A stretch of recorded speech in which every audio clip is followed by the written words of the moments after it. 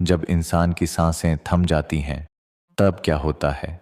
क्या कहानी यहीं खत्म हो जाती है या एक नया सफर शुरू होता है? क्या हमारी आत्मा वहीं रुक जाती है या किसी अनदेखी अद्भुत दुनिया की ओर बढ़ती है? इन सवालों के जवाब छुपे हैं एक ऐसे ग्रंथ में जिसे स्वयं भगवान विष्णु ने अपने वाहन गरुड़ को सुनाया। यही है गरुड़ पुराण। गरुड़ पुराण 18 महापुराणों में से एक है और इसे वैष्णव पुराणों में गिना जाता है। इसका वर्णन संस्कृत भाषा में मिलता है और माना जाता है कि यह प्राचीन काल में सनातन धर्म के ज्ञान को संरक्षित करने के लिए रचा गया था। यह केवल मृत्यु के बाद की यात्रा का वर्णन नहीं करता, बल्कि जीवन को सही दिशा देने के लिए नीति, धर्म और आध्यात्मिक ज्ञान भी प्रदान करता है। कथा के अनुसार एक समय गरुड़ ने भगवान विष्णु से आग्रह किया, प्रभु कृपया मुझे ऐसा ज्ञान दें जो जीवों को जन्म मरण के बंधन से मुक्त कर सके। तब भगवान विष्णु ने मृत्यु, आत्मा की यात्रा, कर्मों के फल और मोक्ष के मार्ग पर विस्तृत उपदेश दिया। यही उपदेश आगे चलकर गरुड़ पुराण के रूप में जाना गया। गरुड़ पुराण मुख्य रूप से 2 खंडों में विभाजित है, पूर्व खंड और प्रेत खंड। पूर्व खंड में सृष्टि की रचना, धर्म, नीति, ज्योतिष, योग, तीर्थ, दान और भक्ति से जुड़े विषय मिलते हैं। प्रेत खंड में मृत्यु के बाद आत्मा की यात्रा,